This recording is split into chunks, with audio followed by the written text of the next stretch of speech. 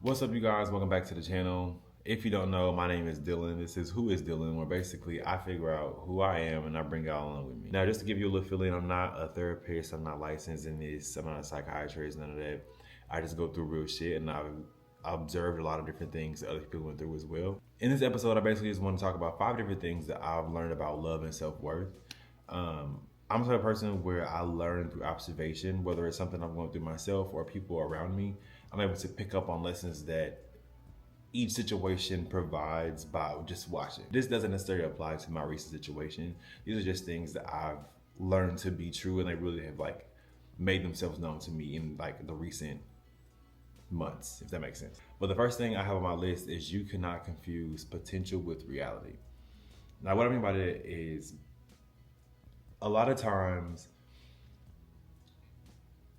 people will use the phrase rose-colored glasses, where we're basically just saying oh, you're seeing something like in this certain font. You're have blinders on, and I think a lot of people don't connect that with potential in reality. And what I mean by that is basically a lot of times we will see oh well, this is what I want it to be. This is what it could be if things were to go great. Now, I'm not telling you to be pessimistic. I'm not telling you to do that at all. I'm not telling you to be pessimistic. I'm just telling you to compare what could be to what it actually is at the moment and figure out that difference between the two, and if that's something that could be meshed together, if that gap can be closed. You see what I'm saying? I think a lot of times people struggle, myself included, with getting hung up on the what ifs, what could be I really like this person, I really like this thing, this can work out so well for me, and we forget about the reality of what it actually is at the moment and the work it's going to take to get to that point. Now, I'm not saying don't do it. It's not possible. I'm not saying that at all. Absolutely shoot for the stars.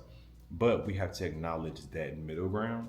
And if that's something that is worth it, if that's something that we're able to get through, whatever the case may be. Number 2 I have on the list is love is not a universal term. What I mean by that is basically love means something different to everybody. Love does not mean one particular thing to everybody because everybody experiences love differently.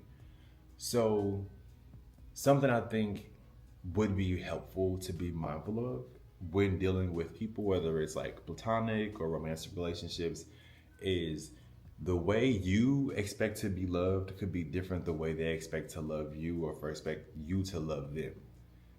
It isn't the same for everybody. So what I mean by that is just allow people grace, allow that window for communication to say, hey, this is what I'm looking for. This is my love language. This is how I like to be attended to, things like that. What is yours? How can we meet in the middle? Do we want to meet in the middle? Is that something we're looking to accommodate on? Whatever the case is, that's what I'm trying to say. Number 3, you cannot love someone into loving themselves. It must come from within. What I mean by that is a lot of times, especially for my girlfriends, my friends that are girls, they will pour so much into a guy. I don't know why this is with women and men, but women will pour so much into a guy, hoping that if I love him enough, he will love himself enough and he'll love me enough. No, baby, that's not how that works. That's not how that works at all. You cannot love someone into loving themselves. They have to do that for themselves. You cannot show them the way. And that could be controversial because you can say, oh, well, I can show them how I love myself. Baby, it's not going to work because the way you love yourself may not work for them. The way you love yourself may not fuel them, may not drive them the way it needs to. They have to figure it out on their own. They have to do that on their own. That is not anything that you can show them. You can give them advice, you can give them tips, you can give them stuff like that, but you cannot love them into loving themselves. You catch my drift. Listen to that one again. Number 4, your self-worth must remain completely independent from everything. And I mean everything by job, feelings, family, friends, location, assets, etc. Your self-worth must remain completely independent because all of those things I mentioned will fluctuate, they will change, they will come and go. And if your self-worth is tied to any one of those things in any sort of action, you will feel it. A lot of people don't realize that. And what I mean by that is a way you can think about it is a lot of times people will have stress and anxiety behind their, let's say, their job. Let's keep it out of relationships. People have a lot of stress behind their job because they feel like, oh, well, if I'm not performing well enough, then I'm not doing good enough. Like, I have to make sure I have a good image in front of my boss. I have to make sure that, I'm like a stand up guy. And really and truly, you could be fitting yourself into this box, trying to make yourself be this person, be this perfect image for something you're not even destined to be. A lot of times, you will force yourself into a box to try to make something work that's not even destined for you. So you have to remind yourself that you are strong, you are resilient, you are great, you are capable of so many different beautiful things. You are worthy of so many different things, not because of your job, not because of the money you make, not because of the people around you or the dog that you have, the house that you have. None of that shit.